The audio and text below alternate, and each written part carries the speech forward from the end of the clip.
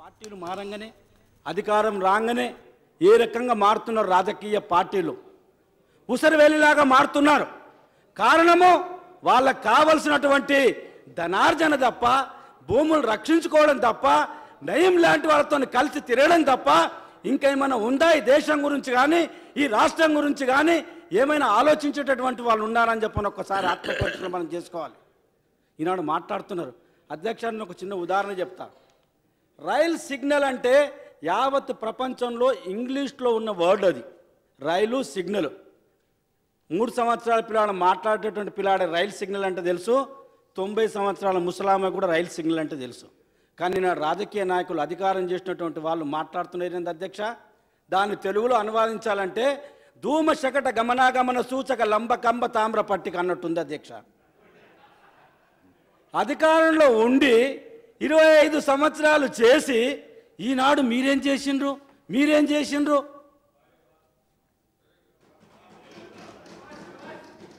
మీరు ఎందుకు కనుక్కోలేదు, మీరు ఎందుకు 2 సంవత్సరాలు వదిలేశారంటున్నారు. నేనేమి ఒత్తాసు పలకడం లేదు అధికార పార్టీకి. అనిపిస్తుంది మీకు, మీ కళ్ళు అట్లునే ఏం చేస్తా, నేనేం చేయలేను దానికి. 3 రోజుల నుంచి ఇంకా చాలా ఉంది, ఇంకా 30 నెలలు ఉంది ఇంకా మనకు. అధ్యక్ష, ఇంకో విషయం కూడా అధ్యక్ష, గౌరవ ఆర్థిక శాఖ మంత్రులు మాట్లాడుతూ మేము అధికారంలో రాకముందు మాకు ఫోన్లు వస్తున్నాయి ఇలాంటి వాళ్ళ గురించి అని చెప్పని స్వయాన ఉత్తమ్ కుమార్ రెడ్డి ముఖ్యమంత్రి గారికి చెప్పినా చర్య తీసుకోలేదన్నారు. కిరణ్ కుమార్ రెడ్డి గారు క్షమించాలి, ఆ గడ్డం పెంచుతున్నారు, మాకు అదే పేరు వస్తుంది. ముఖ్యమంత్రి కావాలని గడ్డం పెంచుతున్నారు కదా.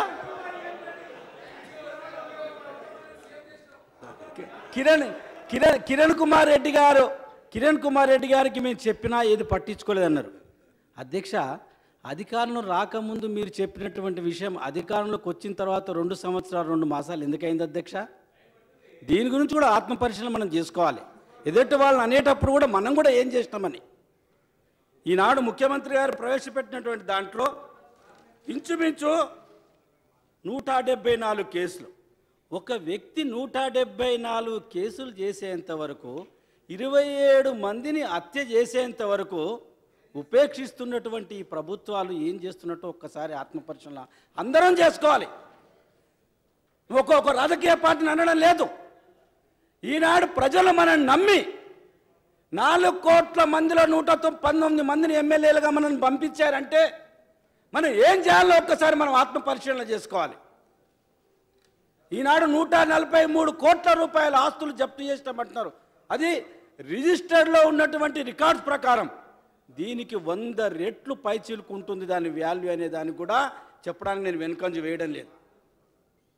ఈనాడు యావత్ దేశంలో ప్రపంచంలోని హైదరాబాద్ పోలీసులు పేరుగాంచిన పోలీసులు అని చెప్పని గత 40-50 సంవత్సరాల నుంచి మనకు మంచి పేరుంది. ఎందుకు ఇంతమంది అధికారులు వాళ్ళతో అతనితో ఒక్కరితో కుమ్ముక్కైన? ఇది కూడా బయటకు తీయాల్సిన సమయం ఈనాడు ఆసన్నమైంది. దీన్ని కూకటి వేలతోని పెకిలించినప్పుడే ఈనాడు ప్రజలను మనం నమ్మి మనం సరైన పద్ధతిలో మనం ప్రభుత్వాలు నడిపిస్తున్నామని చెప్పని ఒక నమ్మకం మన మీద కలుగుతుంది. కానీ ఇలాంటి అధికారులు, కొందరు అధికారులు ఎందుకు చేస్తారు అధ్యక్ష? కొందరు కోవర్స్ని పెట్టుకుంటారు. చెప్పారు ఇంతకుముందు మన సభ్యులు, గౌరవ సభ్యులు మాట్లాడుతూ కూడా పాకిస్తాన్ వరకు పంపించారని చెప్పని అడుగుతున్నారు. ఎస్, అధికారంలో ఉన్నటువంటి వాళ్ళు కొన్ని ఇన్ఫర్మేషన్ తీసుకురావడానికి, కొన్ని కావాల్సినటువంటి దాంట్లో కోవర్ట్స్ లాంటి వాళ్ళని పెట్టుకోవడం సహజం. ఇది ఇన్ఫర్మేషన్ తెచ్చుకోవడానికి. అంత మాత్రాన ఆర్థికంగా భూములు దండుకోవడం, మనుషుల ప్రాణాలతో చెలగాటమాడడం ఇది ప్రభుత్వం మీకు ఇచ్చినటువంటి హక్కా నేను అడుగుతున్నాను. ఎందుకు ఇది జరిగింది? ఎందుకు దీన్ని అంతా కూడా మనం బయట పెట్టడం లేదు? 4 మాసాలు అవుతున్నా కానీ ఆగస్టు 8 తారీఖు అయిన తర్వాత కూడా ఎందుకు మనం ఈనాడు దానిపైన క్షుణ్ణంగా మనం బయట కేసులు బుక్ చేశాము, ఇంకా కేసులు పెట్టేది ఉంది, ఇంకా మనం విచారిస్తున్నామని చెప్పని ఎందుకు మొత్తం కూడా వైట్ పేపర్ ఎందుకు మనం అనౌన్స్ చేయలేకపోతున్నాము? ఇలాంటి వాళ్ళు ఇంకా ఎంతమంది ఈనాడు దొరికినటువంటి ఒక నయీమే. ఈ నయీం లాంటి వ్యక్తులు ఈనాడు సమాజంలో రాజకీయ ముసుగులో అధికార పార్టీతోని, అది ఏ పార్టీ ఉన్నా కానీ మన ఎంబడి మన పంచపొంటు చేరి పనులు చేయించుకున్నటువంటి దాన్ని మనం అందరం కూడా గమనించాలి. వీళ్ళని దూరం తరిమినప్పుడే ఈ సమాజానికి మనం సేవ చేసినటువంటి వాళ్ళం అవుతామని చెప్పని భారతీయ జనతా పార్టీ నాడు భావిస్తుంది. అధ్యక్ష, ఇన్ని ఎకరాలు 1015 ఎకరాలు పేపర్లలో వచ్చింది 4000 ఎకరాలని రకరకాలుగా బారిండ్రు. ఈనాడు అతను ఉన్నటువంటి అతని గ్యాంగ్, ఎంతమంది గ్యాంగ్ ఉంది, ఎంతమందిని అరెస్ట్ చేశామని చూస్తే వాళ్ళు ఈనాడు బెయిల్ పైన కూడా బయటికి రావడానికి అవకాశాలు ఉన్నాయి. మన చట్టాలు అలా ఉన్నాయి, దాన్ని మనం ఏం చేయలేం. చట్టాలలో మార్పు తీసుకురావడానికి మనం ఏమైనా చేస్తున్నామా? పోలీసులు రాజకీయ అండదండలతో, నేను ఒక ఉదాహరణ చెప్తాను అధ్యక్ష. ఈనాడు సిద్దిపేటలో ఒక ఇన్స్పెక్టర్ గారు ఉన్నారు, 8 సంవత్సరాల నుంచి అక్కడే పనిచేస్తున్నారు అధ్యక్ష. ఎస్ఐగా ఒక పోలీస్ స్టేషన్లో, ఇంకోసారి ఎస్ఐగా ఇంకో పోలీస్ స్టేషన్లో, ప్రమోషన్ వచ్చిన తర్వాత ట్రాఫిక్ ఇన్స్పెక్టర్ గారు అక్కడే, లా అండ్ ఆర్డర్ కూడా అక్కడే. 8 సంవత్సరాల నుంచి ఒక ఆఫీసర్ అక్కడ పనిచేస్తున్నాడంటే మనం ఏం చేస్తున్నాం అధ్యక్ష? మన అధికారులు ఏం చేస్తున్నారు అధ్యక్ష? అతను ప్రభుత్వాలకు ఒత్తాసు పలకకుంటే మాలాంటి వాళ్ళకు ఒత్తాసు పలుకుతాడో ఒకసారి ఆలోచించండి అధ్యక్ష. నేను ఒక ఉదాహరణ చెప్తున్నాను. ఇది వీటన్నిటి కూడా క్షుణ్ణంగా ప్రక్షాళన చేసినప్పుడే రామచంద్రారెడ్డి గారు ఈ వ్యవస్థ బాగుంటుంది అనేది భారతీయ జనతా పార్టీ భావిస్తుంది అధ్యక్ష. ఇదే కాదు, అక్కడ ఏబీవీపీ పిల్లల మీద ఇష్టం ఉన్నట్టు కేసులు పెట్టి, ఇప్పుడు రామచంద్రారెడ్డి గారు చాలా ఇంపార్టెంట్ ఇష్యూ, ల్యాండ్ ఆర్డర్ సంబంధించిందే కాబట్టి చెప్తున్నాను అధ్యక్ష. ఇది land order particular subject IPC 307 కింద కేసు పెట్టారు అధ్యక్ష. మంచి అంశంలో దానికి సంబంధించి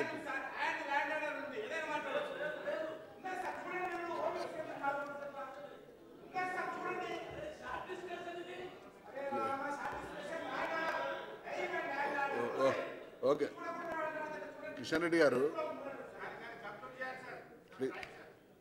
ప్రభుత్వేకంగా మాట్లాడితే ఒక కాలేజీలో ఒక అమ్మాయి పైన అత్యాచారం జరిగిందని ఏబీవీపీ విద్యార్థులందరూ కూడా సిద్దిపేటలో ధర్నా చేస్తే ఆ సీఏ ఇష్టం ఉన్నట్టు వాళ్ళను కొట్టి అర్ధనగ్నంగా బట్టలు తీసి రోడ్డు మీద తీసుకొని వెళ్ళి 307 కేసు పెడితే పట్టించుకునే నాదులే లేరు అధ్యక్ష.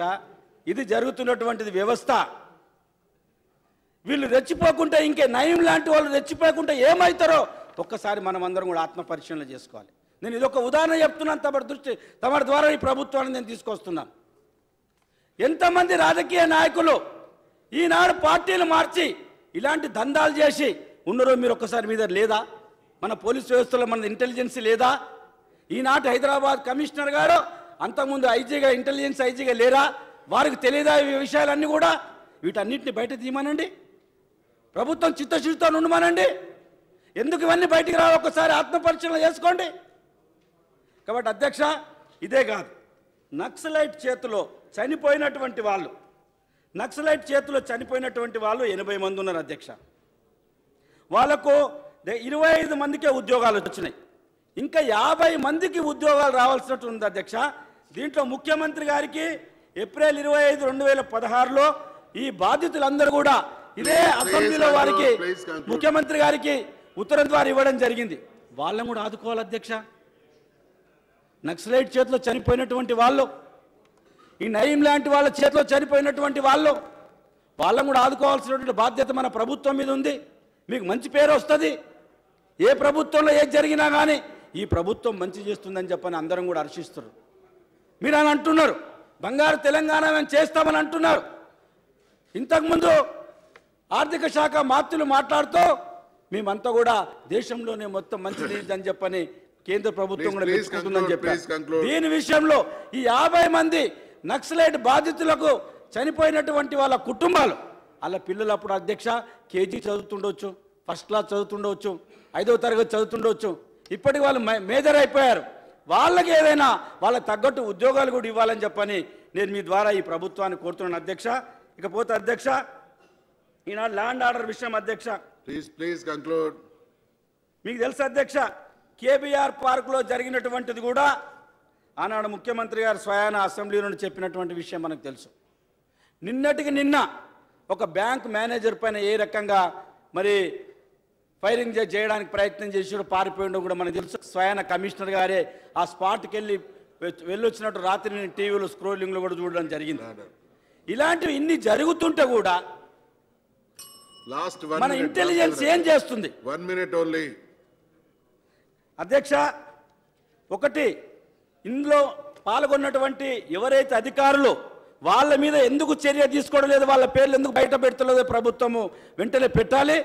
అధికారంలో ఉన్నటువంటి రాజకీయ నాయకులు, ఎమ్మెల్యేలు కావచ్చు, ఎమ్మెల్సీలు కావచ్చు, ఇంకా పై స్థాయిలో ఉన్నటువంటి వాళ్ళు కావచ్చు, వాళ్ళ పైన వెంటనే చర్య తీసుకోవాలని మేము భారతీయ జనతా పార్టీ తరఫున డిమాండ్ చేస్తున్నాం. అధ్యక్ష, పోలీస్ అధికారులు కూడా వాళ్ళ ఐపీఎస్ కావచ్చు, లేకుంటే నాన్ ఐపీఎస్ వాళ్ళు ఎవరున్నా కానీ, లేకుంటే మరి రెవెన్యూ డిపార్ట్మెంట్లో ఉన్నటువంటి వాళ్ళు కానీ, వీళ్ళకు సహకరించినటువంటి వాళ్ళు కానీ, ఈ గ్యాంగ్ లీడర్తో ఉన్నటువంటి వాళ్ళు ఎంతమంది అయితే ఇప్పటిదాకా నయంతో తోడ్పడినటువంటి వాళ్ళు ఎవరైతే ఉన్నారో వాళ్ళందరినీ కూడా చట్ట పరిధిలో తీసుకొచ్చి ప్రజా కోర్టులో వాళ్ళకి శిక్ష తప్పనిసరిగా జరిగేటట్టు చేయాలి అధ్యక్ష. అప్పుడే ఈ ప్రభుత్వానికి మంచి పేరు ఉంటుంది. వీళ్ళని కొమ్ము కాయడం కాదు. మనం ఏ ఒక్క రాజకీయ నాయకుని పేరు ఇంతవరకు బయటకు వచ్చిందని అడుగుతున్న అధ్యక్ష. ఈ 4 మాసాలలో ఏ ఒక్క పోలీస్ ఆఫీసర్ పేరైనా బయటకు వచ్చిందని అడుగుతున్న అధ్యక్ష. ఈ ప్రభుత్వం చెప్పాలి అధ్యక్ష. ఈ ప్రభుత్వం చెప్పినప్పుడే ఈ ప్రభుత్వం యొక్క నిజాయితీ బయటకు వస్తుంది అధ్యక్ష. ఇది చేసినటువంటి ఎవరైతే ఈ నయంని హతమార్చడం అటువంటి ఈ ప్రభుత్వానికి ఎంత మంచి పేరు వచ్చిందో వాళ్ళని కూడా బయట పెట్టినప్పుడే ఈ ప్రభుత్వానికి మంచి పేరు వస్తుంది అధ్యక్ష. వాళ్ళని వెనకేసుకొచ్చినట్టయితే ప్రాత ప్రభుత్వాలు చేసినటువంటి పాపము మీకు కూడా అదే అంటుకుంటుందని చెప్పి నేను హెచ్చరిక చేస్తున్నా అధ్యక్ష. కాబట్టి అధ్యక్ష, దయచేసి మరొకసారి మీ ద్వారా ఈ పాల్గొన్నటువంటి వాళ్ళని వెంటనే చేయాలి. ఎవరైతే దీంట్లో పాల్గొని నయంని హతమార్చినటువంటి ఎవరైతే ఉన్నారో వాళ్లకు మంచి రివార్డ్స్ కూడా ఇవ్వాలి అధ్యక్ష. ప్రాణాలకు తెగిర్చి వాళ్ళు పోయి ఆనాడు నయంని ఏ రకంగా ప్లాన్ ప్రకారం పారిపోవడానికి ప్రయత్నం చేస్తుంటే కూడా అంతకన్నా ముందే వలపన్ని పట్టుకున్నటువంటి పోలీస్ అధికారులను కూడా మనం హర్షించాలి అధ్యక్ష. వాళ్లకు ఈ ప్రభుత్వం కూడా రివార్డ్స్ ప్రకటించాలని చెప్పని మీ ద్వారా కోరుతూ నాకు ఈ అవకాశం కల్పించినటువంటి మీకు ధన్యవాదాలు చెప్తూ సెలవు తీసుకుంటున్నాను అధ్యక్ష. వెంకటవీరయ్య గారు.